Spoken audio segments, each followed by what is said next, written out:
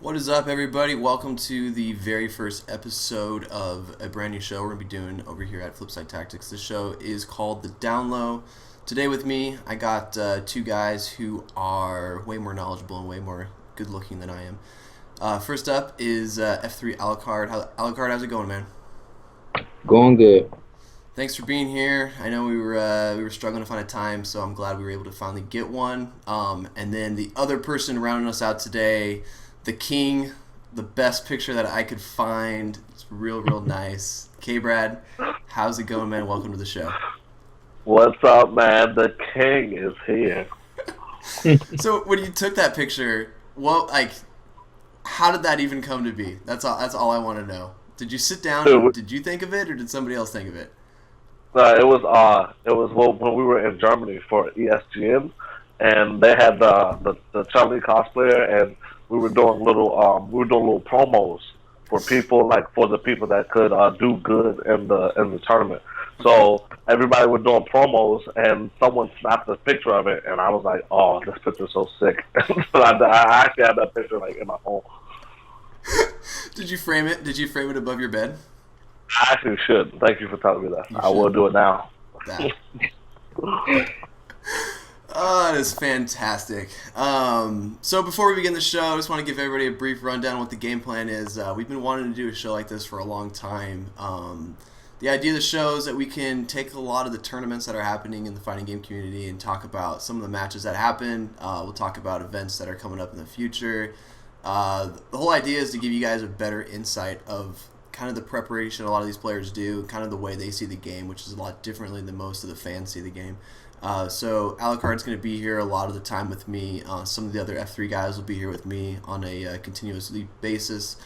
And then we're also going to get guests from the community. So anyone really at this point, we can join the show and kind of break things down. So today we're mostly going to be talking about Capcom Cup. We're going to talk about NEC, talk about the Street Fighter V Beta, and that's about it, and maybe some tangents. So let's start off with Capcom Cup. It was 2 weeks ago. We're a little bit 2 weeks removed from the event, but we still have some clips from it that we want to go through. The event as a whole, Alucard, how did you feel that the tournament went? It looked pretty nice, like from the outside. Mm-hmm. I liked everything, that they had going on. It looked like, that everything was set up nicely. Mm-hmm. The guys looked like they were having like a good time. So, I think it looked nice. Was there any players in specific that kind of stood out to you during the tournament? Yeah, the Kiyoma guy.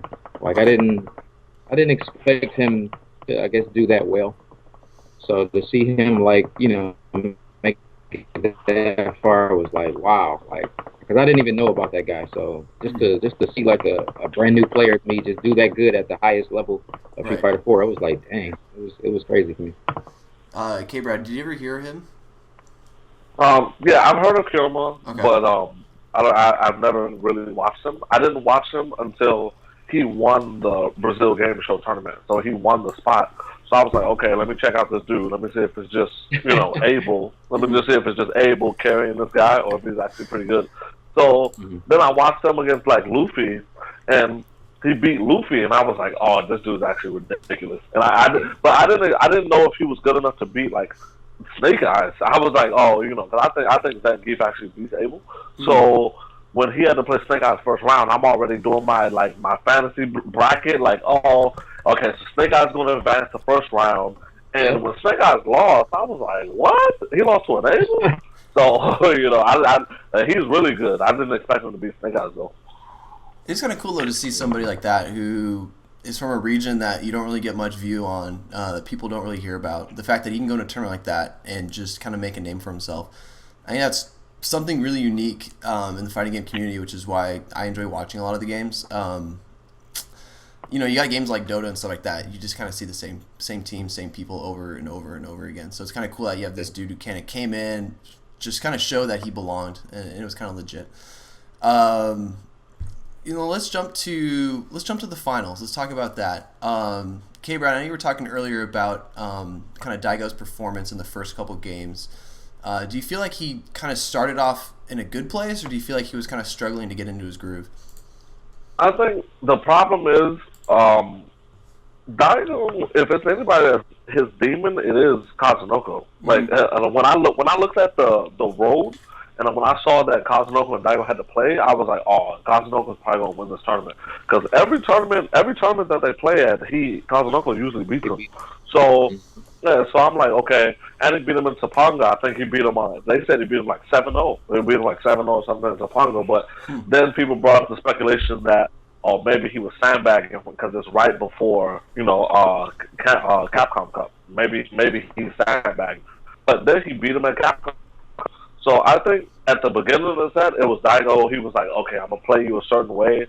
But not understanding that Kazunoko plays crazy. He tried to play him like any other player. And Kazunoko is definitely not like any other player. Like, he doesn't really block on wake up. He actually approaches a lot. He's not a defensive at all. So then later on in the set, you see Daigo saying, okay, you're going to keep approaching me. I'm going to wake up Dragon Punch once. I'm going to wake up Dragon Punch twice. I'm going to just keep doing this. I'm going to play you like you're playing me. But I think he adapted a little bit too late because he was already down. Came in really. Well, let's take a look. We'll take a look at Game 1 in the finals, and then Alucard, I want to hear some of your notes on kind of what happened in that match. Daigo had the counter on this Game 1. as well. That's the kind of stuff that Daigo needs. It's just that on top of that, he also has to get those mix-ups right. Daigo, you can definitely see where he's focusing his game. He is focusing on countering the dive kick and being aware of the jumps. That is where see, he goes right into the air. Oh, just a bad distance so that the cross-up missed. Allowed Kazunoko to get that punish when he landed. Love that block from Daigo there, just playing very patiently. He knows the threat right now. Oh, wow. Great reaction to get the juggle, but here we go. Oh, he's going to go Grenadian. He's going to go for old school style. And a juggle, of course. Is that going to be enough? It might be. Not quite. Chip. Oh, he went in. Look, I love the wake up from Daigo. I think that was so smart to try the wake up crouching medium kick. It could have turned into a lot of damage, and he was just a couple of frames away from making it work. So in Game 1, what kind of stood out to you in that match? In that set, I guess. Well, like K. Brad said, Daigo was playing pretty scared. Okay. Not like himself. Do you feel like that was because he knew going into the match that Kazunoko kind of had his number? I mean, maybe. Like I can't really put a finger on why he played the way he played, but I think he went about it the wrong way. Like I think he stepped it up like a little too late. Okay. Like it didn't really seem like he wanted to like beat him like a lot in the beginning. Passive. Like he let a lot of stuff go by that he could have stopped. Like Yun does the little standing strong into the shoulder, or any move he does into the shoulder, it's not a true block string. So you can dragon punch him, and he let Kazunoko just like abuse it on him like in the first game, and he could have dragon punched him, got him off of him, reset the pace, and got Yun out of his set play, type of approach, but he just let him maul him like until like later on in the set, which I just don't really agree with that. Okay, Brad, do you feel like that Alucard kind of broke it down appropriately? Yeah, the only thing I would say is that it's not like we're looking at it like all the mistakes that like Daigo made or what he could have done. The problem with it is I don't think people truly understand how ridiculous Yun is at the highest level. Like okay. Anybody that just plays Yun, he's good. You can pick up Yun to be good, but at the level that they're playing at, like, usually in Street Fighter 4, to get away from something, it's like, okay, I'm a backdash. That I have an invincible backdash. Let me get away from the pressure. Yun has an option select, so you do low short if the lunge punch to catch people's backdashes. So now you can't backdash.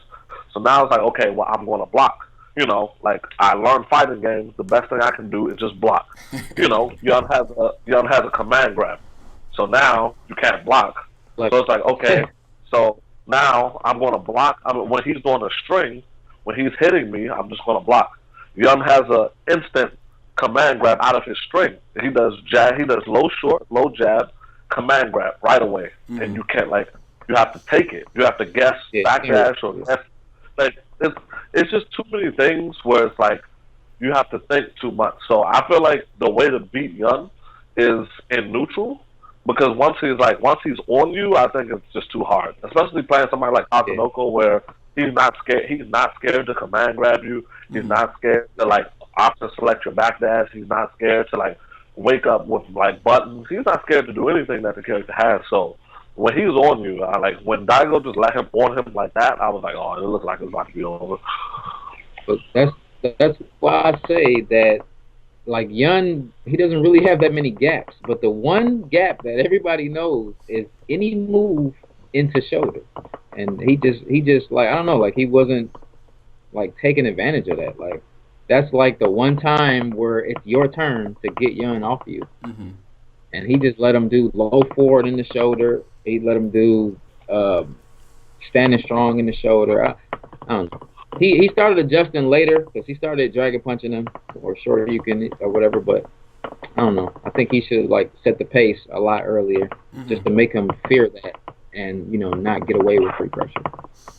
Just kind of as a matchup with Evil Ryu versus Yun, do you feel that is a pretty even matchup? Do you feel like either of the characters has a advantage going into it? I think it's pretty even. Okay. Both of them can kill each other in 2 combos. Both of them can. It's more about the mind game or the meta in the match. And if anything, I don't know. It might be slightly in Yun's favor, maybe just because of all the option selects, and he does have a command grab and a dive kick. Yeah, that always helps. It's always good. K-Red, was there anything specific you saw Daigo do, kind of in the second, third round to kind of get him back in the match? The thing that was that started to get him back into it, he started to do he started dragon punching more. Okay. That was his whole thing. So I don't really know what it is. Maybe it's because in the first couple of matches, not even just of this set, the first couple of matches of the Capcom Cup, some people looked a little sloppy. These guys are playing for 120. They're playing for 120K. Right. So maybe the money is getting to them, but we all know Daigo for you can't jump at me. He's very efficient. When he played Snake Eyes, he DP'd every jump. Now that's Zangief, but we know that he has the reactions to DP you're jumping, right? Okay. He wasn't DPing any dive kicks. It took him a while to even catch on. So I don't know if it's because the neutral jumps were throwing him off. I don't know if the constant neutral jumps, he could not tell if he was going to do dive kick or if he was jumping.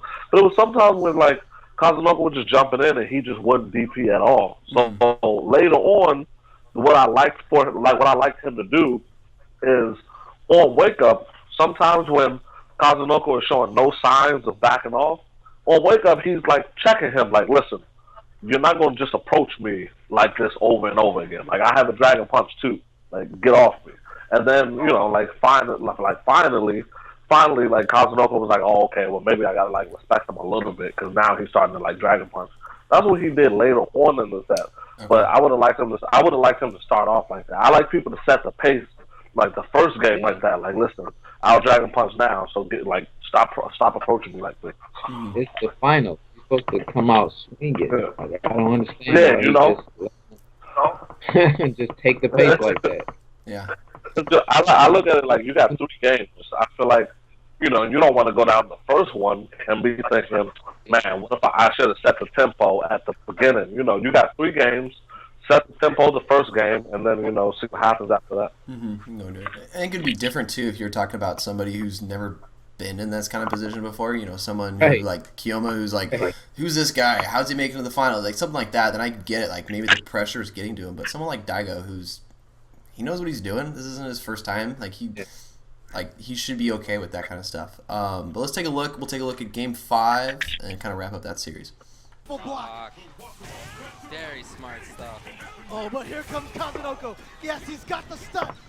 He should be able to take maybe this round. No, not he's quite. Need a reset. There it is. There it is. The command throw every time when he's needed it. So now it's set point for both, and that means it's tournament point for Kazunoko. And he gets there on a perfect. What's gonna happen here? And he's gonna start with the red focus Great combo. start for him, but now Daigo's caught in the corner and getting caged. Great read. So good damage there without spending any meter yet. But up No, he did try to go in.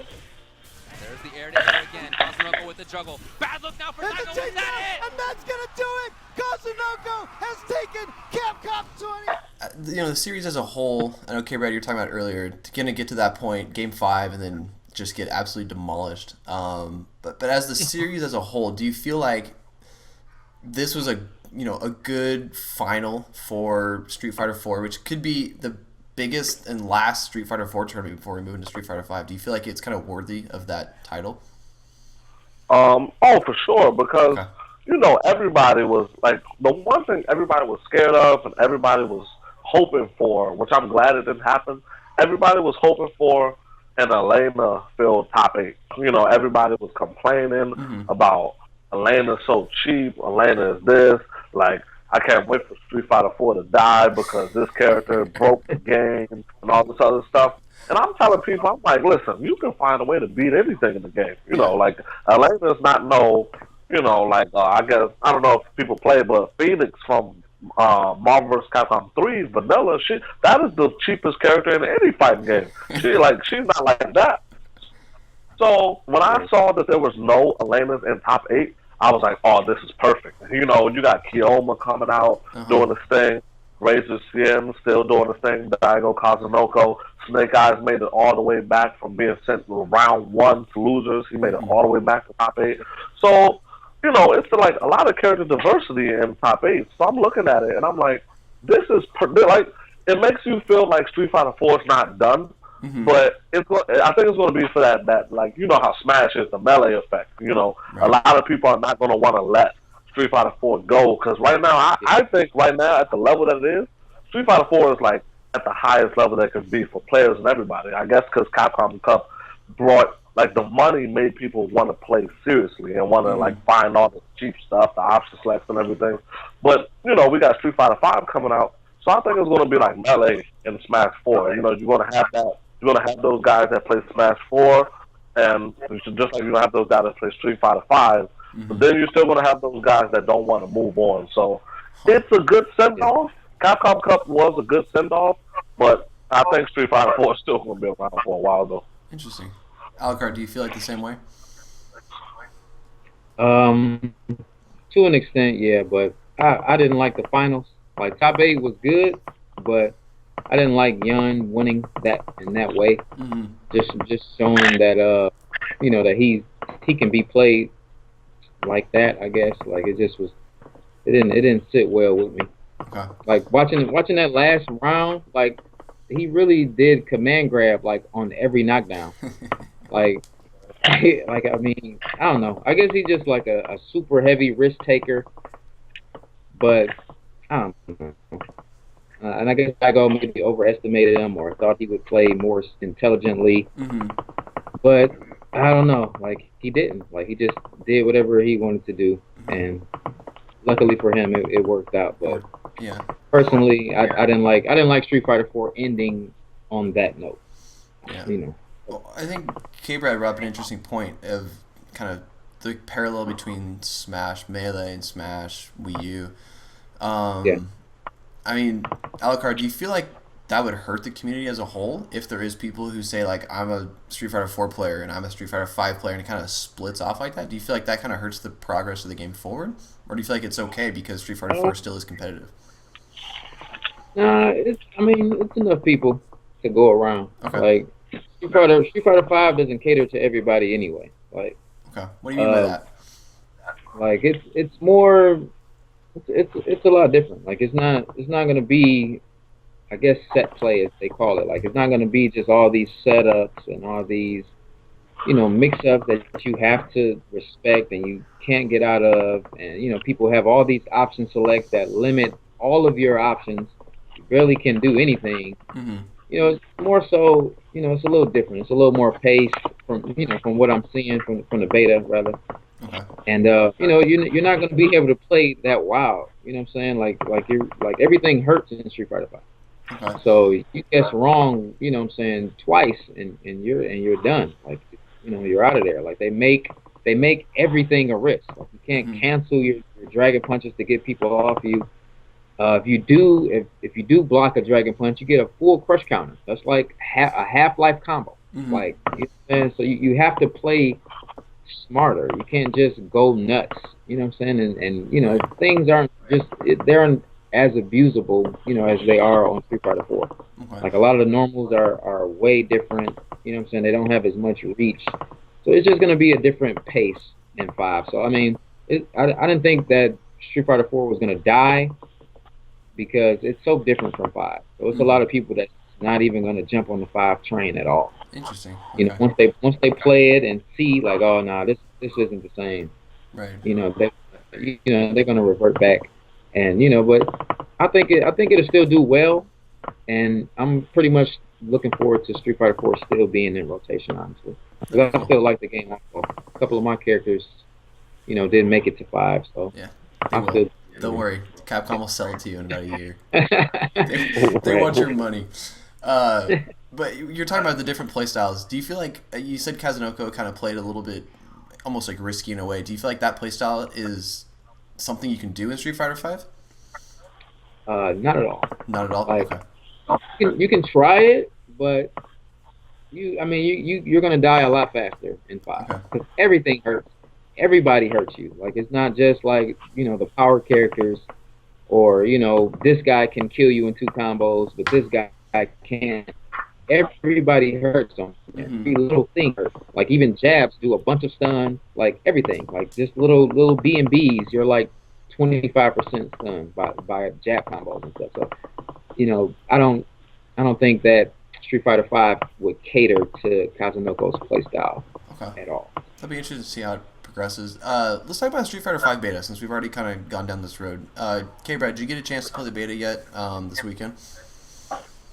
No, I've played the game plenty of times. I didn't play it this weekend because I really didn't have any. You didn't get to beat 50 people in a row like Alucard did earlier today? No, it's because every single time I turn around, it's always something different in the next beta. That's why I'm just that's why I'm like, I'll just play when the game comes out because they keep changing stuff.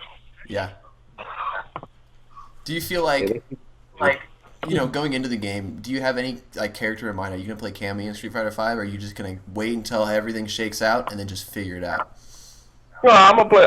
When the game first comes out, I'm gonna definitely play Cammy, and then I'm more hyped. I'm more hyped to play Karen because I've always wanted Karen to be in the game. Like, because when I play Alpha 3, I'm just a kid, and I'm just playing Karen in Alpha 3. Okay. I don't know anything about combos. I don't know anything. I just knew that her theme song was pretty cool, and her character design was pretty cool. And I was like, oh, this is a cool character. But I don't know anything about fighting games. But now that way you just explained is how I feel about every fighting game. Yeah, that's exactly the same thought process that goes through my mind, no matter what it is. Yeah, like I'm like, oh, she got a cool theme. She's a blonde chick. I'm just like, oh, okay. That's why I play Cammy for. So I was like, oh, this character. And then I happened to be at Tokyo Game Show when they announced her. So I went crazy because the way that they show her is they show her from the feet up, like they just still show the heels. So I'm like, oh, don't tell me. And then they show her, and I was like, oh my god, I'm in there, I'm playing this character. But I'm pretty excited, But my thing is, everything Twan said is the crazier players. I really don't think they're really going to like this game or play it for that matter because I think all of the COs, so all the tournament organizers are still going to run Street Fighter 4. It actually still might get 100 people. Like Street Fighter 5 will get the 256 people capped or whatever. But I think Street Fighter 4 will still get the 100 people, and that guy will be happy to take his $700 paycheck, 70% of $1,000. I think that guy that still is the crazy player that refuses to play solid and like think with his brain, I think that he'll be happy with his $700 paycheck, man. Like I'm sticking with 4, dude. I'm not switching over to 5. Okay. Do you think, like, what do you think about Evo? Because I mean, with Evo, it's usually like, all right, this is the main, like, this is gonna be the final game of the day, kind of the big stream. With Street Fighter V, is it undisputed that that's gonna be that game? Oh, for sure. I think because Capcom is seriously trying to push this game. So I just like I understand a lot of people like 4. You still want to see it and everything, but I feel like if 5 is going to strive, if 5 is going to succeed, you can't have Street Fighter 4 there, or it'll be one of those things where if it is there, it has to be done on Saturday or something like that, or it has to be like a 10 a.m. game or something like that. Like you really want to focus all your time into 5. Because even when I was talking to like Combo Fan and these guys, the money is going to be in 5. I highly doubt there'll be any more pop bonuses in 4. So right. if you want the real money, you have to play 5. If you just want the pot, then you can still play 4 and get the pot. But if you want all these huge pot bonuses, you definitely have to play 5. Time to make that transition, man. Mm-hmm. It's inevitable, but if it's good, I mean, if it's like you're saying, if it is a game that it relies on players playing more skillful or more like prepared, more safe, I mean, long term, the cream's gonna rise to the top. Like it might actually work out better.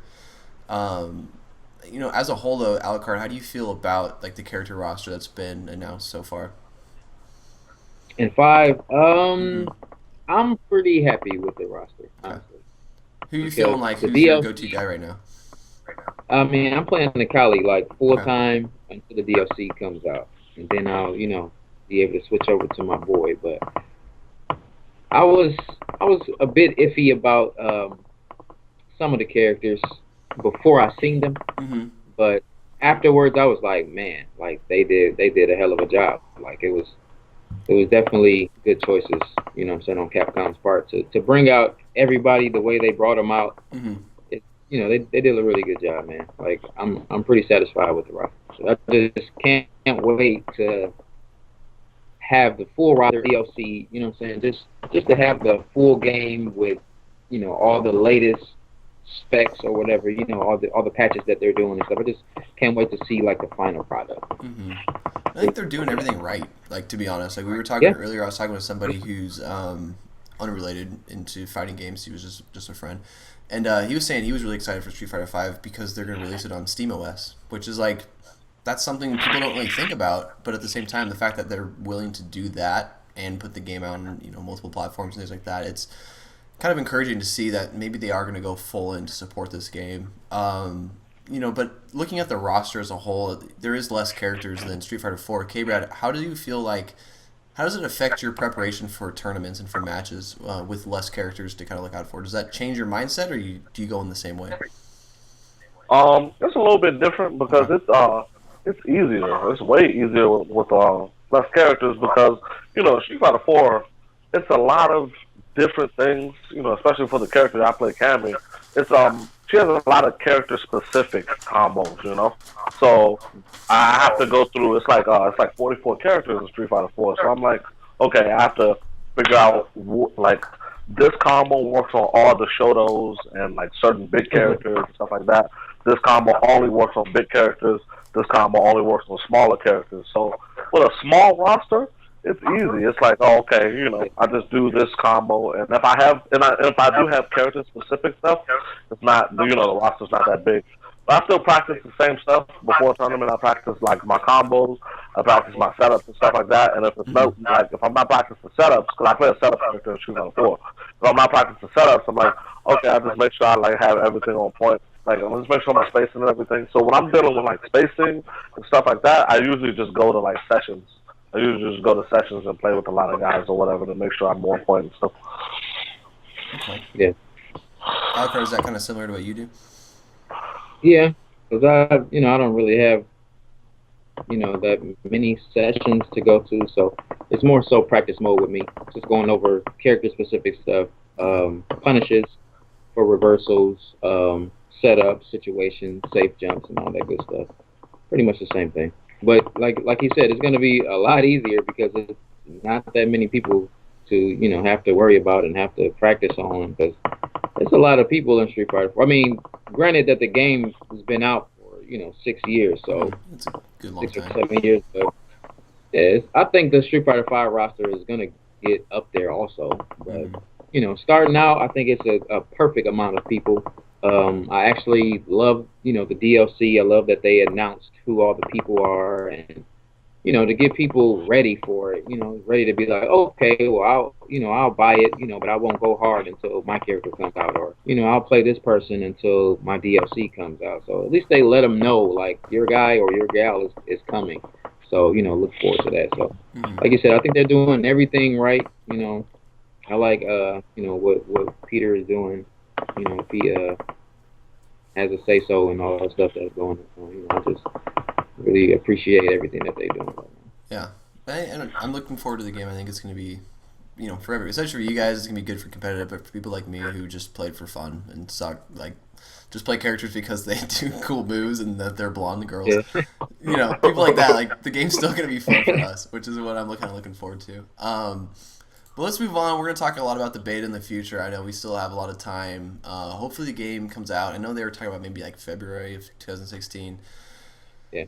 If we're lucky, I never want to say it, a game's going to come out when it actually is supposed to come out, because it'll probably be delayed. But hopefully in the first half of the year it comes out and get our kind of hands in it. But we'll talk about the beta more in the future once we get more characters added and more stuff to talk about. Are you guys going to both be going to KIT over in Tennessee? Yeah, I'm going. Yeah, I'll be. You going there? All right. So, I mean, kind of looking at that event as a whole, Alucard, do you feel like, I know it's kind of a new event, do you feel like that is a kind of a place you look forward to going? Yeah, I've never been Okay. to any KIT, so I'm looking forward to seeing what it's about, checking it out. I like the people that that run it. They're real cool guys, so Okay. definitely looking forward to that. All right. K-Brad, pop quiz. Do you know what KIT stands for? Oh, for sure, dude. Kumite. Oh, actually, it's keeping in touch with the Kumite in Tennessee. You know what I'm saying?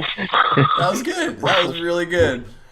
I didn't know until earlier today. I asked somebody, I said, do you know what KIT stands for? And they broke it down. They told me what it meant, why it was important. Thought it was really cool. Yeah, I actually really like what Billy and Ian is doing right now. The thing that's so sick is that they have Panda X Gaming streaming it, and they always do the fight night, the fight night where they have like Street Fighter, Marvel, and MK, and they set it up like a real like real UFC fights and everything. They have like the little promo sometimes.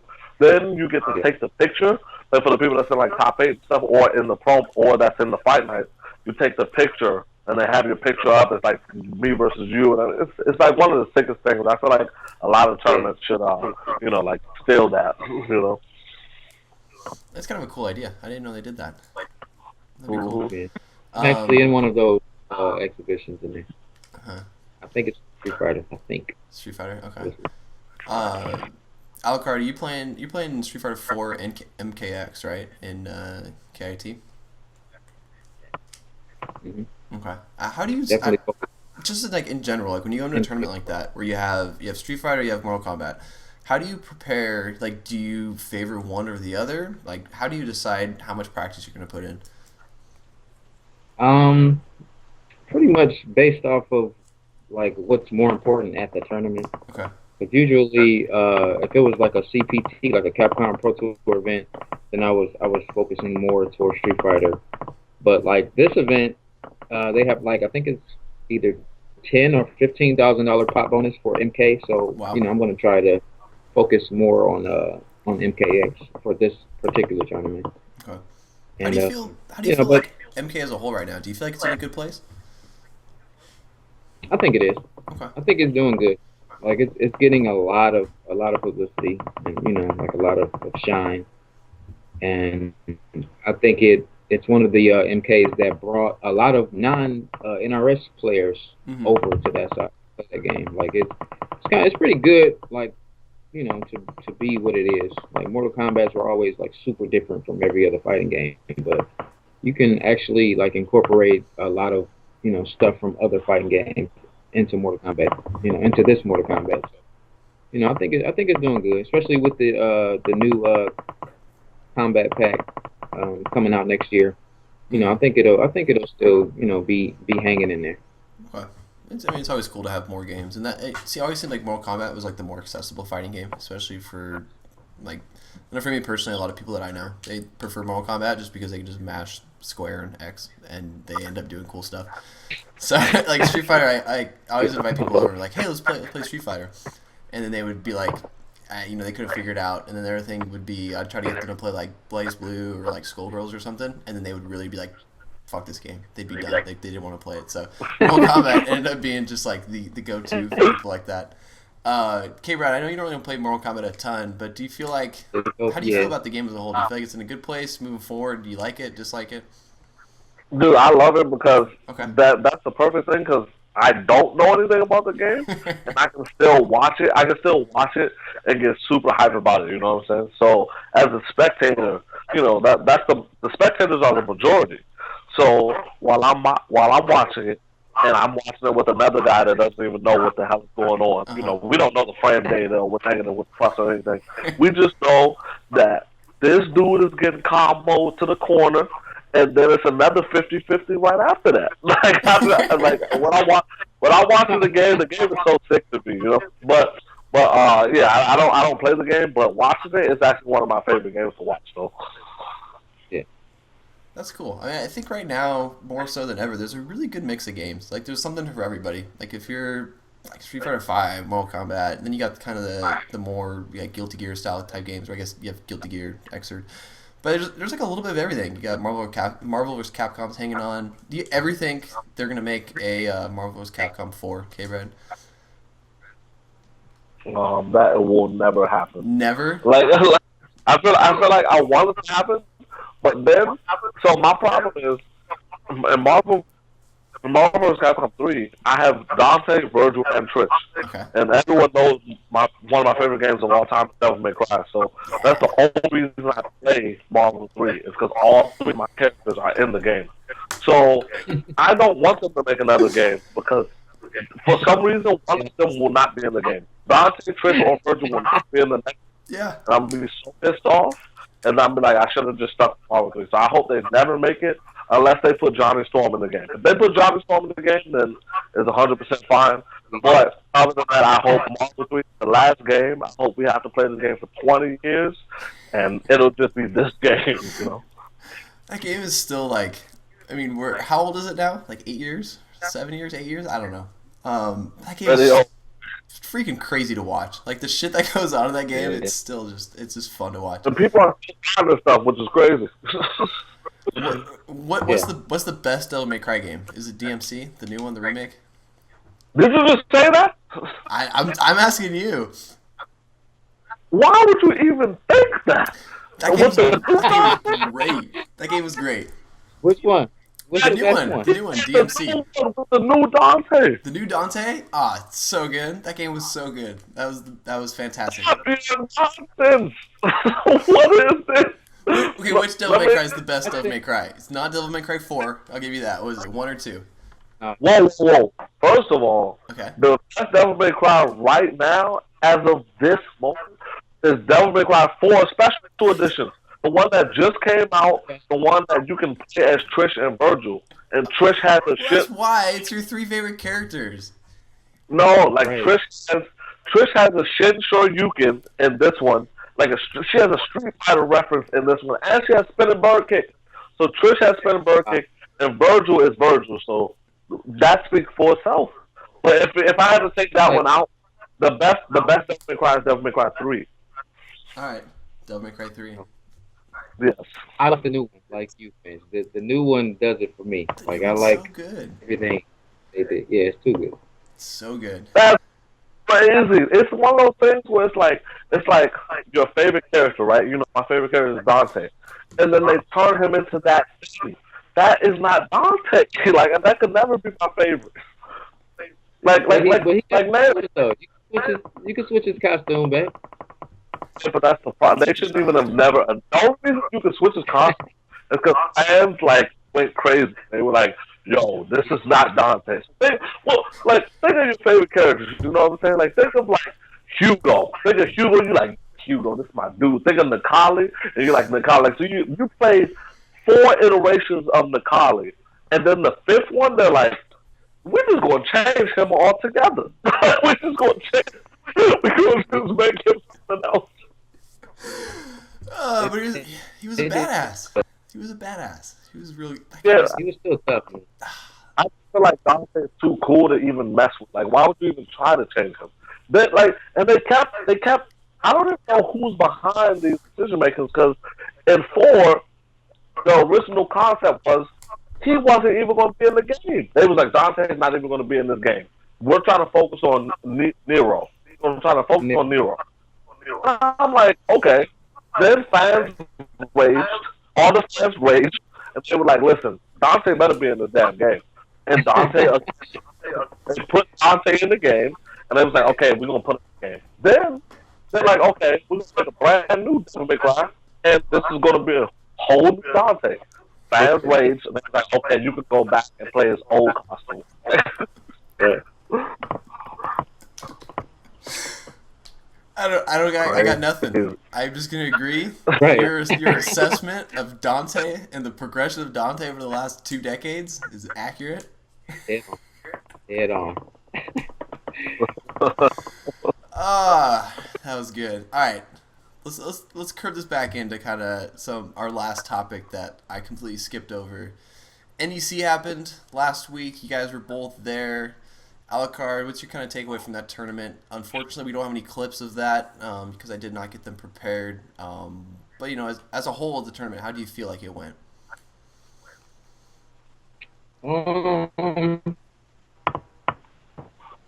Personally, I did as well as I wanted to.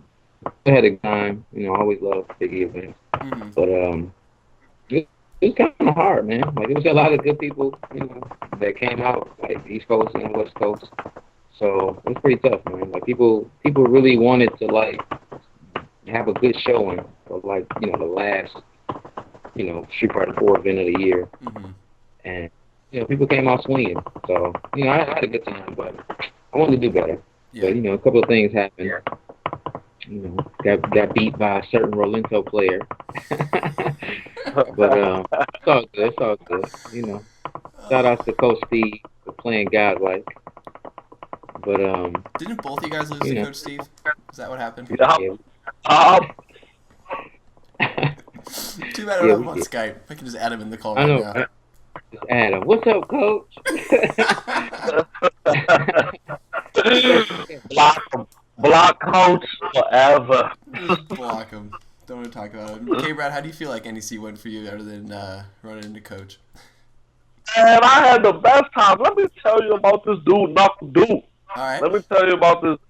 So, Knuckle Dude has, like, ever since Knuckle Dude switched to the Capri, ever since Knuckle Dude got this crazy, ridiculous character that doesn't have to play Street Fighter, she defies all the laws of something. She's playing Marvel in a Street Fighter game. All right. Ever since Knuckle Dude got that character, I was never able to beat him. Right? Never. Like, I would lose like 5 tournaments in a row to him, 6 tournaments in a row.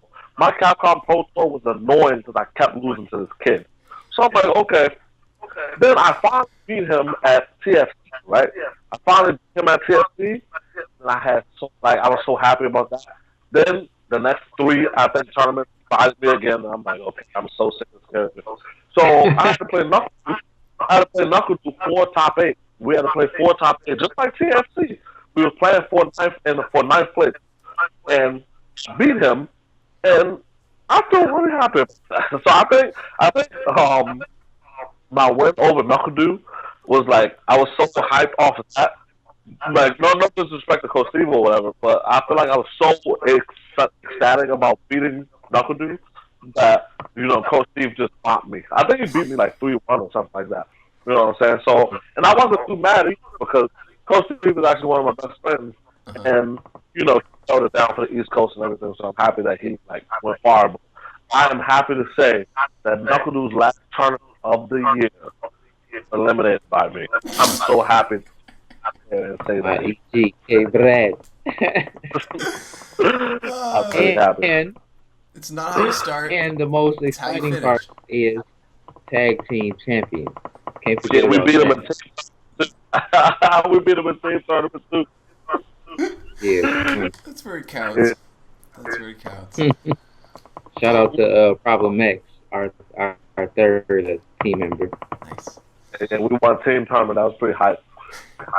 Yeah, it's pretty high. I gotta help these guys really to make sure they doing team tournament at KIT. Make sure. What, We in there. is team tournaments? Is it more fun to play a team tournament than it is a solo tournament? Hell yeah. Sure. Yeah. It's It's like a strategy. It's like it's like a more camaraderie than that. to say that the strategy of it. Okay. Kind of you break down, planning it out, working with the people that you know Yeah. you like. Like, if I lose to this character, I'll let Alucard go first. Like, okay, like who's better at beating the whole team? So the person that's best at cleaning up, you send that dude last. The guy that like if I want to draw a match, let's say like a character, like let's say Poison or something. Like, oh, we want to draw out Poison, so let's send Alucard first. So Alucard and either going to the Poison to draw her out, and I'm going to beat the Poison, or Alucard beats the first person, and then they're going to be thinking, okay, which character beats Hugo? Poison. So we're trying to bring the Poison out so I can match and beat the Poison. Like, the strategy of team tournament is so fun. Yeah, I never really thought about that, but that does sound like it makes it more interesting, makes it more because different. where Street Fighter 4 is right now, it's like all matchup based. Like everybody's so good, like with their character, like you have to, play the matchup now, and it's like a lot of characters beat a lot of other characters. So that's where the strategy comes in, because you're like man, we gotta worry about this person, like Twan try to fight him, or K-Brad, we need you to beat him because that character beats both of our characters. So it was just fun, like, playing with them guys and, having them, I guess, put me up there to like try to beat certain characters that they have a hard time with. And I was like, okay. Luckily I pulled through. K-Brad I love team tournament. Shout out to the only person to make it a legit thing is Lapchi in Canada Cup. Shout out to Lapchi for making the team tournament a legit, like 5v5 and making high rollers. Like I think each person was like $50 or whatever. Yeah, each person had to pay $50 to get in the team tournament. And it's 5v5. Japan. Oh, America won it this year actually. I mean, Japan didn't have their strongest team, but America still won. They had Any Japan. excuse that we can root USA, right? Yeah. Any excuse we get. So they had Japan, they had America, they had Europe, they had Canada 1 and 2. They had a bunch Did of Canada, were they too polite to play? Did they forfeit? oh no, we don't want to play no more. But yeah, actually, he actually brings the hype. He brings the hype with the whole team tournament. Because I actually think team tournaments are really like fun to watch too. Yeah. So shout out to him to actually taking it to the next level. That's cool. Anything different. Speaking of the next level, let's talk about 2016 real quick before we run out of time. Alucard, is there any particular events in 2016 you're looking forward to? Obviously Street Fighter 5 betas, or not beta, release is a big deal. Kind of what's the highlight of the year that you're looking forward to? Right now is final round, because that's the first major that Street Fighter 5 is going to be at. So Okay. I'm ready to play. Like, I want to play more than any other game I've ever wanted to play. Like, playing the Kali, I don't know. Like, he was like automatically like my main. Like, everybody already knew. Everybody hit me up when they saw the trailer. Like, oh, we saw your character.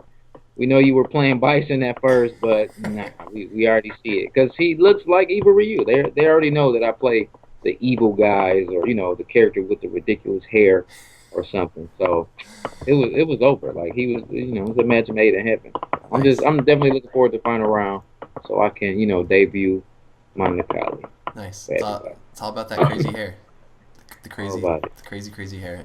K-Brad, what are you looking forward to for 2016? The number one thing, that I'm going crazy for is DreamHack. DreamHack is coming to America. Yeah. Like this is the first time. Yeah, this is the first time DreamHack will be in America, Austin, Texas. And the crazy thing is May 6th. And May 6th is my birthday. So nice. It's going to be first time in DreamHack. It's going to be in America. It's going to be on my birthday. So either one, I'm going to be celebrating like crazy because I'm doing good in the tournament, or I'm going to be celebrating like crazy because I already got bodied in the tournament. You know, so I'm really excited. I'm excited for that weekend, no matter what. Either way, it's a win-win. Either way, it's a great weekend. So I'm really excited for that. But yeah, I'm excited for the Capcom Pro Tour next season. They just get better and better. Like when you look at the Capcom Pro Tour, like a lot of people are complaining about certain things, like they could fix this, they could fix that, but you know, like nothing is perfect off the break. You know, they like the Capcom Pro Tour had mistakes in the first season. They fixed a lot of mistakes in the second, just like they're going to fix a lot of mistakes in the third. So I'm really happy to see what they're going to do, and the production value is always really good with everything that has to do with Capcom Pro Tour. So I'm pretty happy to see where all the premiere events are going to be. I'm trying to go to more premiere events and travel more and see. So I'm pretty happy about everything that Street Fighter V is bringing. Nice. It should be exciting. It's cool that Capcom's stepping in and supporting everything. It's really neat. We hit all our topics for today. Let's get ready to wrap this up. We're reaching an hour, so people aren't sitting around waiting for us to jibber jabber forever. Before we end, we're going to do a little segment, a callback for people who followed some of the podcasts I did a long, long time ago. This rapid fire questions today is going to be K-Brad. I got some rapid fire questions for you. Are you ready? Yeah, rapid fire? Rapid fire. You got it. Okay. All right? Okay. Ready, set, go. This is sponsored by me, Finch. First question. Who's the best Street Fighter 4 character? Best Street Fighter 4 character? Young. Young. All right. Who's the most cheap Street Fighter 4 character? Most cheap? Young. Young. Double whammy. Who's the best Final Fantasy 7 character? Cloud Strife. All right. If you had to take one Final Fantasy 7 character on a date, who would you take? Aeris. Wow. What? Where would you take Aeris? Where would you go? Well, I take Aeris to the Gold Saucer date. The Gold Saucer date from the first disc. When they was on the Gold Saucer, they saw the fireworks and everything. I would go there. All right. Perfect. All right. If Cloud and Dante got in a fight, who would win? Pass. Pass? What? Pass. I can't answer that question, dude. It's the ultimate battle. Cloud, Dante. No, dude, you can't ask me something like that. That's my heart you playing with right now. It's a dream fight. Who's a better Street Fighter player, Coach Steve or Knuckle Dew? Coach Steve is a better He's a better fighting game player. Knuckle Dew is a better Street Fighter player. Okay. Right. Street Fighter 4 player, sorry. He's a better Street Fighter 4 player, but a fighting game player, Coach Steve is better. Coach Steve, all right. You're just going right down the middle. Who wins in a fight, Dante or Cloud? God damn it, stop this. Stop doing this. All right, Cloud wins. I win. Unless it's new Dante wins. If it's old Dante, it's out of the bag. And we will end on that question because I don't think we can get a better one than that. Let's wrap this up. Thank you guys, both of you, for being here. Really appreciate it. It was a good time. Alucard, why don't you go first? Any shout-outs? Where can people find you? Kind of what are you up to over this holiday break? Shout-outs to, of course, F3, changing my life. Shout-outs to all my followers and, everybody that follow me and support me. And, everybody that's happy for me finally being able to get sponsored and travel and show off my talents. Look forward to, more Alucard in 2016. I'm going to still be playing MK. I'm going to still be playing Street Fighter 4 as well as Street Fighter 5. You guys can follow me, at 313 Alucard on Twitter. And, thank you. Perfect. K-Brad, why don't you go? Shout out to Evil Geniuses for sending me all over the place. Shout out to all the TOs and everybody that's actually brought me to the events before Evil Geniuses. Shout out to F3. I definitely want to give a big shout out to F3 too because I really like when the killers, because everybody knows that Twan is a killer, but shout out to the sponsors that pick up the killers that don't get to travel, and then they get to travel, and everybody's like, dude, how long this man been sick? And it's like, he's been sick. You just don't go to Detroit. So shout out to F3 so you're saying everybody gets to take a trip to Detroit. That's the moral of the story. Yeah, I mean, if you want to catch the work, you can go to Detroit, I'm just saying. But shout out to all the sponsors that pick up the hidden killers. I want to see a lot more hidden killers coming out this season. But shout out to everybody that support me, and shout out to you guys for having the show. Definitely. Thanks for coming on. Really appreciate it. You guys can find me on Twitter at IndieFinch. If you don't know me, which you probably don't, I did an intro in the beginning. I am a founding member of Flipsid Tactics. I don't know what my official title is. I think it's Director of Personnel, but I've been here since the very beginning. And I kind of just do whatever needs to be done. So you can follow me at IndieFinch. You can follow Flipside Tactics at Flipside Tactics for all of our things that are happening. Like I said in the beginning of the show, we're going to try to make it either weekly, bi-weekly. It kind of all depends on everybody's schedule, guests, tournaments. It totally depends. Feedback, please let us know what you guys think. If you have any feedback, if you want more tournament discussion, you want more clips, if you want more Final Fantasy VII discussion, whatever it may be, we can discuss it. We're open to it. Right now, you can send the feedback to probably Finch at flipsidetactics.com. That'd be the easiest place until I make an email for this show. In the meantime, the show's going to be on YouTube. That's youtube.com/flipsidetactics. The E is a 3, which always throws people off. And I think in the future, we're also going to live stream it on our Twitch channel, which is Flipside Tactics. And until then, thanks for coming on, Alucard, K-Brad. Really appreciate you guys taking the time out of your day. It was good fun. And we'll see you again next time on the DownLow. And we'll play the intro once again because it is pretty cool. Take care, guys. All right,